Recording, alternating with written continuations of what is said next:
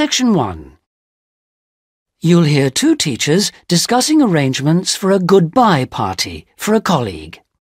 First, you have some time to look at questions 1 to 4.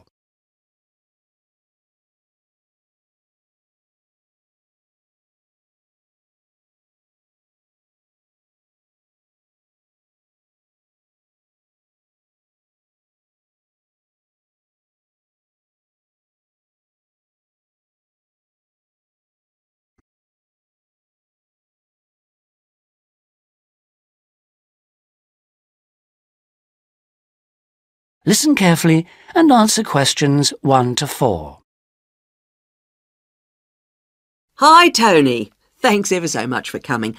You know we've been asked to organise something for John's farewell. Yeah, sure. It's about time we started working out details. Exactly. We don't want to leave it so late that it's double the work. Right. Do you want me to take notes? Oh, that'd be great, thanks. Right. First thing is, when is the best time to hold it? Well, he leaves on the 24th of December. So what about the 22nd? Yeah, I think that's about right. We want it quite near the time, don't we? Sure. And what about a venue? In college? A hotel? I think a hotel will probably work out rather expensive. And I've been looking at the college dining room. That seems pretty reasonable. Fine. Yeah, why not? And then we ought to be thinking about invitations. Who mustn't we forget to invite? Well, obviously John and his wife. Oh, right. And the director. Uh-huh. The office staff. Yep. And all the teachers and all the students. Anyone else? Faculty heads? No, better draw the line. I don't think it's necessary. Yeah, you're right. I don't mind writing the invitations. When shall we get them out for? Enough time, but not too early. What about the 15th of December? Well, there are exams on the 16th. Better avoid them. 10th? Yeah, that should do it. Before you hear the rest of the conversation, you have some time to look at questions 5 to 10.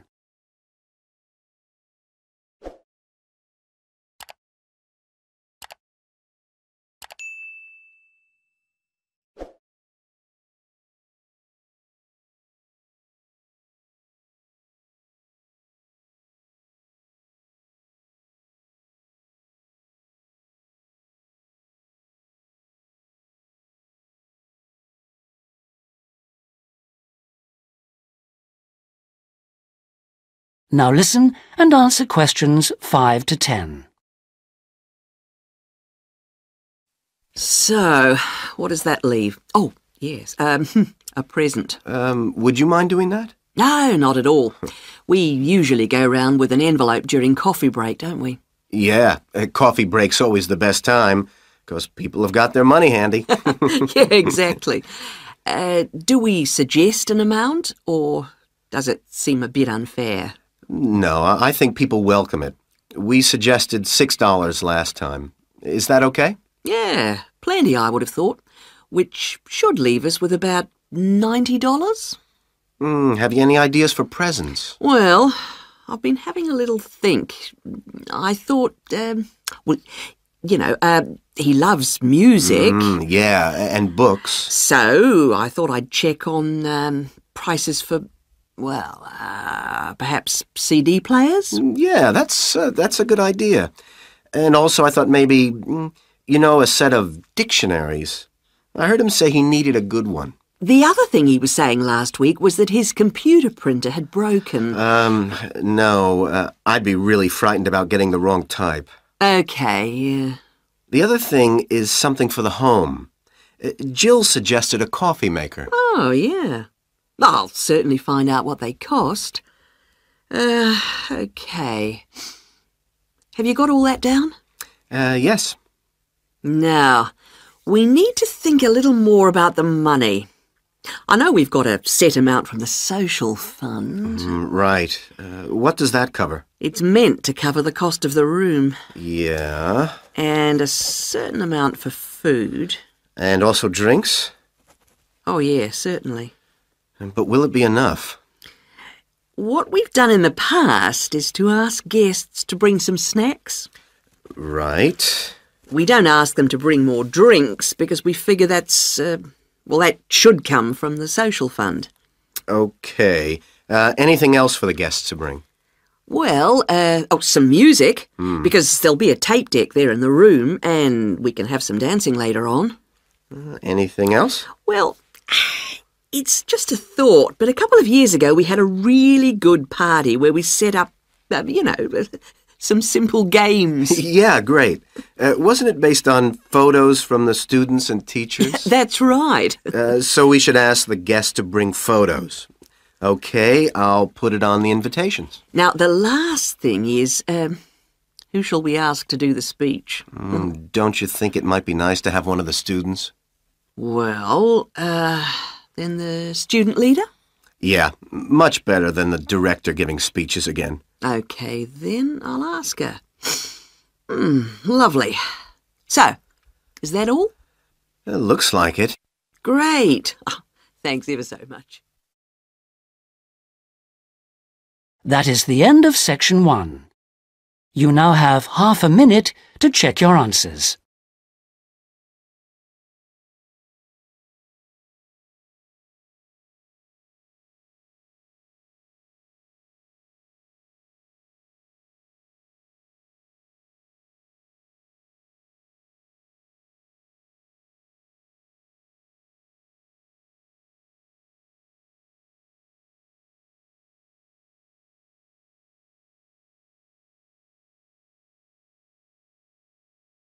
Now turn to section 2. Section 2. You'll hear a pre-recorded message on the Travelite Travel Agency information line. First, you have some time to look at questions 11 to 15.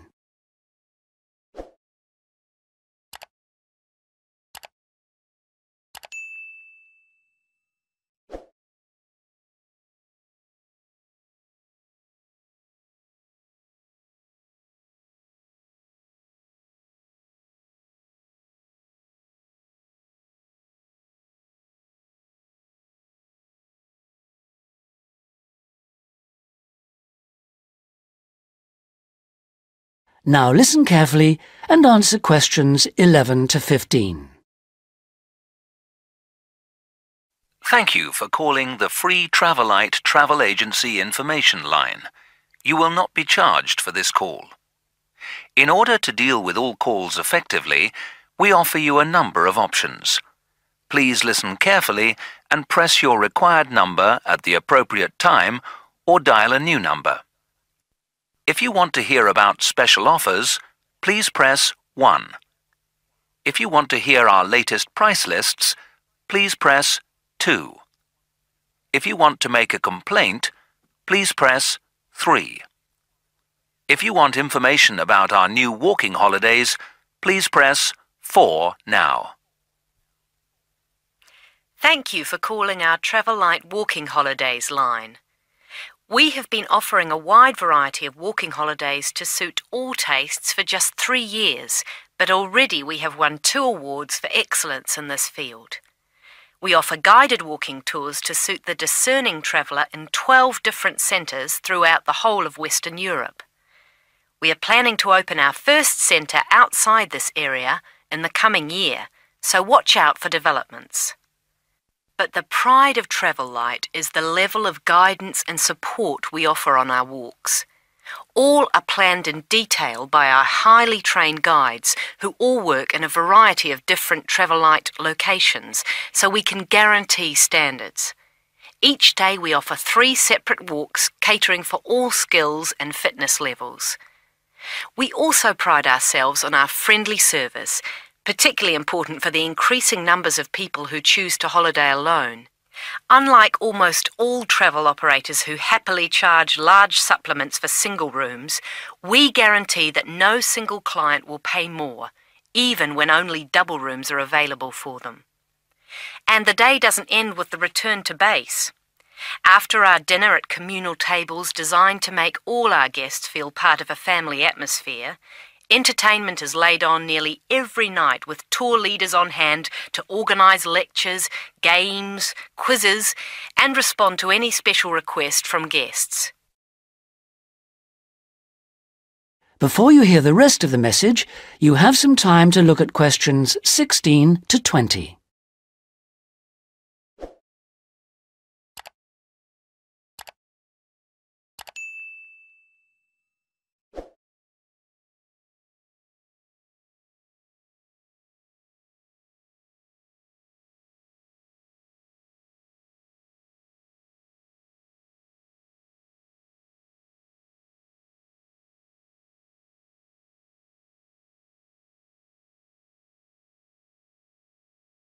Now listen and answer questions 16 to 20. The following is a summary of costs and special inclusive offers on holidays for the coming summer. We have 3 lengths of holiday: 3-day, 7-day and 14-day. The 3-day holiday costs $180 for all accommodation, food and walking, and for the first time this year, we are including in that price the cost of picking you up from the nearest station. The 7-day holiday costs $350 per person and, as well as including the offers of the 3-day holiday, also includes a magnificent book giving the local history. On top of that, we are able to include free maps for you to better enjoy the walking and even plan in advance if you wish. For the 14-day holiday, our special price is $690 per person, and that includes all the offers for the 3- and 7-day holidays, plus membership of a local walking club, so you can better enjoy the full flavour of the local life. For further information, please contact your local travel agent. Thank you for calling the Travel Light Travel Agency Information Line. That is the end of section 2. You now have half a minute to check your answers.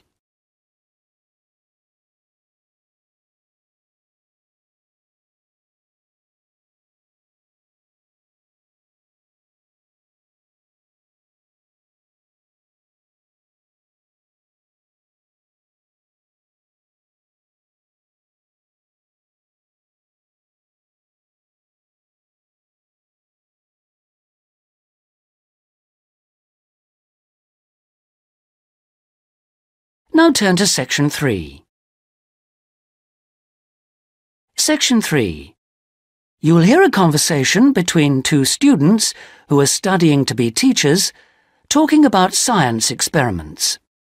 First, you have some time to look at questions 21 to 26.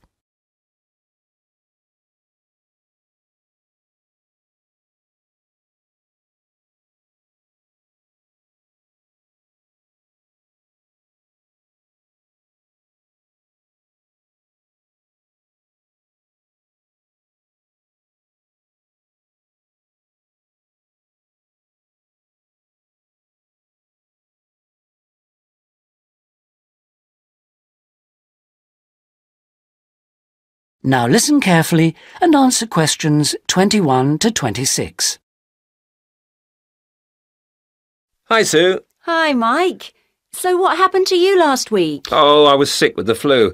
What's this I hear about a big assignment we've got to do? Oh, well, basically, we've got to find 2 science experiments to do with a group of 8-year-old children at the local primary school. And we've got to complete it by the end of the week. That sounds like hard work. Where are we supposed to get the ideas for these experiments from? Well, I managed to get hold of 2 books from the library. Oh, well done. How about if we take a look at the experiments in this book first and see if anything looks suitable? I can make notes as we go about equipment and the purpose of the experiments. OK, let's see. The first experiment is called Make Your Own Hovercraft, which sounds very ambitious. Mind you, you only need 20 balloons and a table. You don't need any special engines or anything like that. What do you do with it all?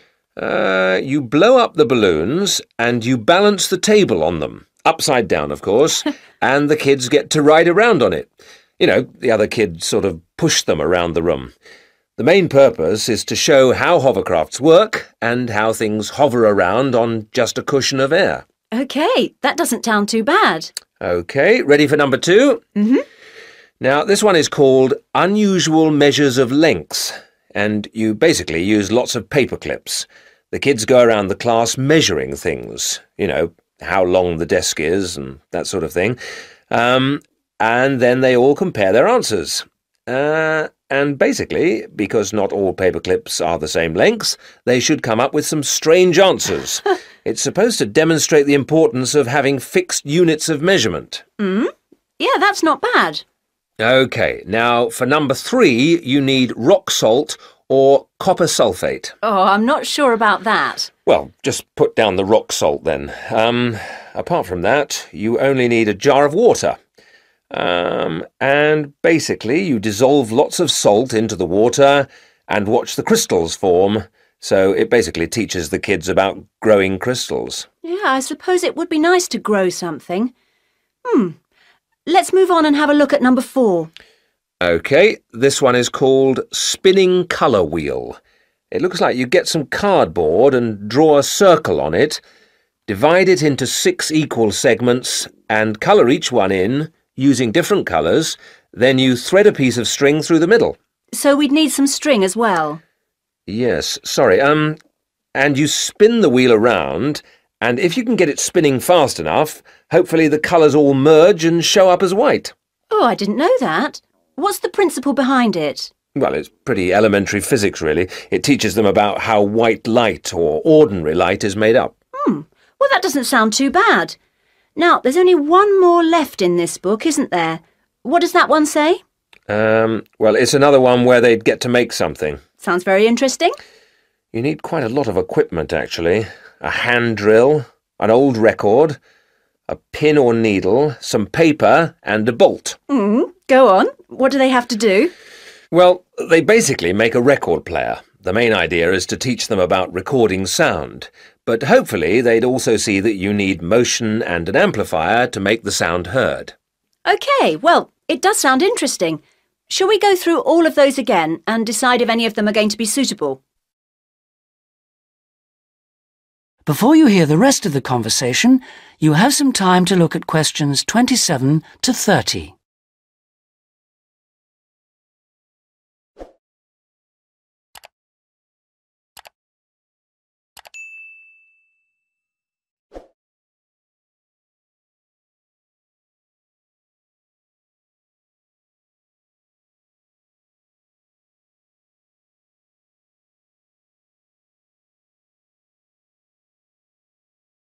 Now listen and answer questions 27 to 30.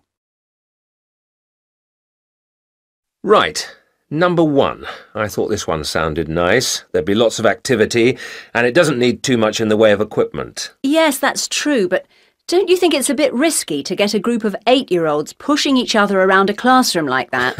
Well, someone could get hurt. No, I don't like the sound of that one at all. Maybe you're right. What about number 2, with the paper clips? It sounds tame enough. Yes, a bit too tame, if you ask me. I think it needs to be something a bit more active and interesting than that, don't you? Yes, I suppose you're right. We won't get a very good mark if the children don't actually enjoy the experiments. And I suppose we could turn them off science for good. Well, what about the next one, number 3? Now, I quite like the idea of this one. Yes, so do I. But I seem to remember when we did it at high school, we had to wait up to a fortnight before we saw any halfway decent results. Oh, yes. Well, that won't be any good then. We'll only see the kids for 1 or 2 hours at the most. Yes, and we have to do the experiments and write up our results within a week. So that one won't do at all. OK. Well, what did you think of number 4? I like the idea of it, but do you think it will be a bit elementary for them? Well, they are only 8, you know. I know, but you know what I mean. Don't you think the activity itself is a bit babyish? Maybe you're right. They might have fun, but I mean, cutting out a circle and colouring it in. OK.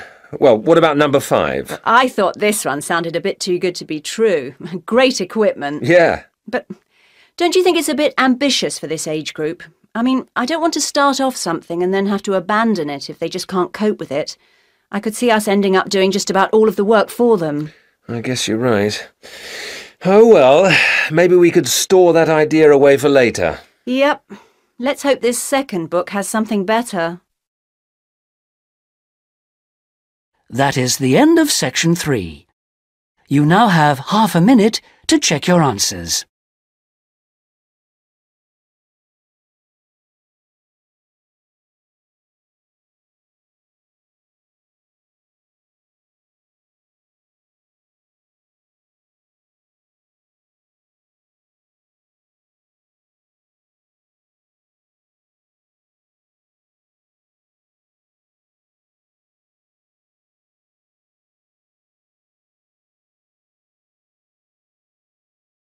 Now turn to section 4. Section 4. You'll hear a lecturer talking about the meshing of sharks in Australia. First, you have some time to look at questions 31 to 40.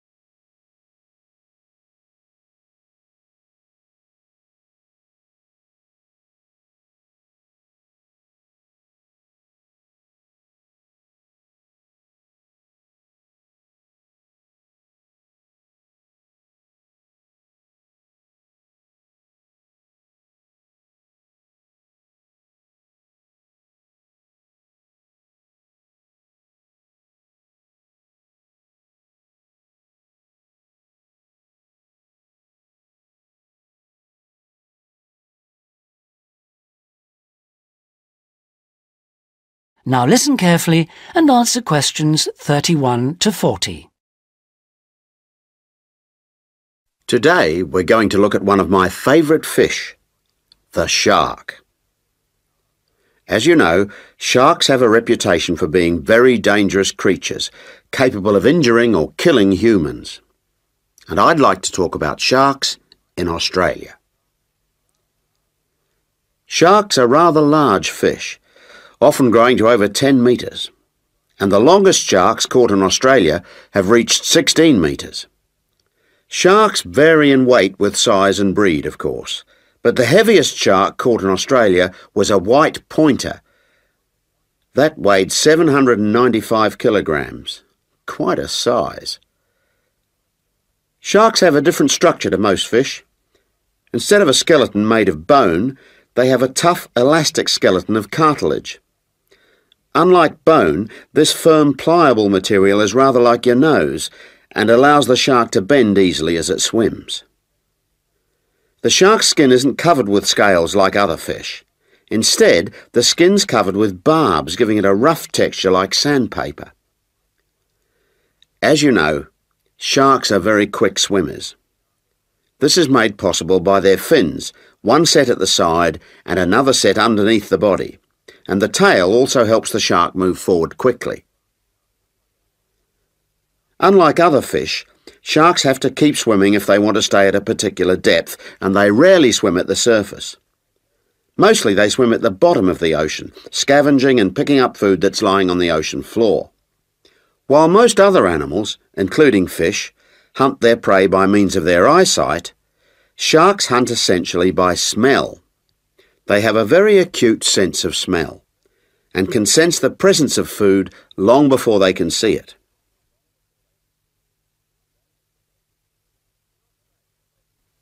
In Australia, where people spend a lot of time at the beach, the government has realised that it must prevent sharks from swimming near its beaches.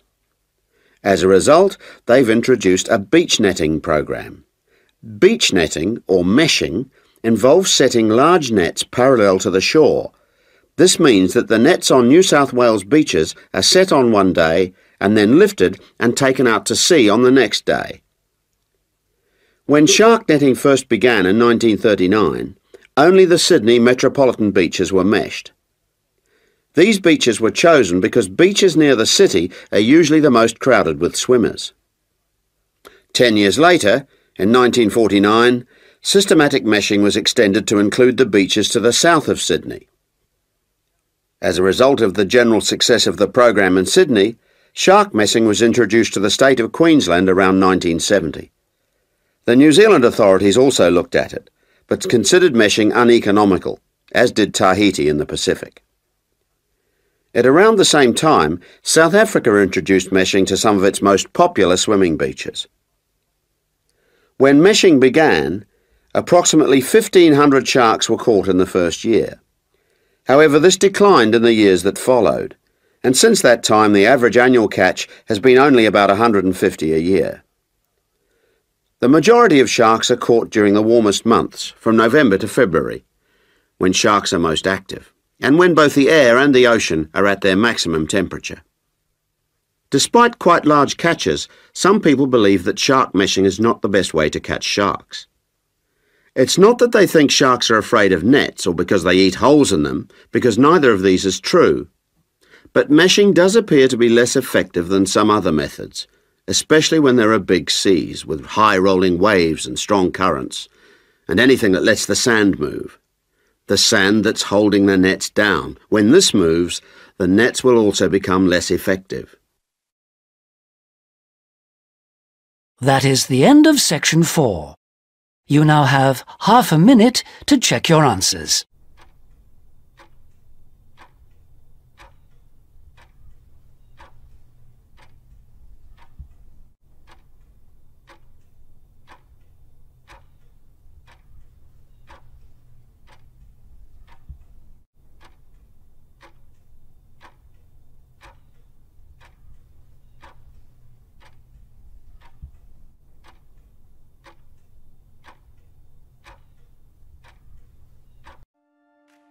That is the end of the listening test. In the IELTS test, you would now have 10 minutes to transfer your answers to the listening answer sheet.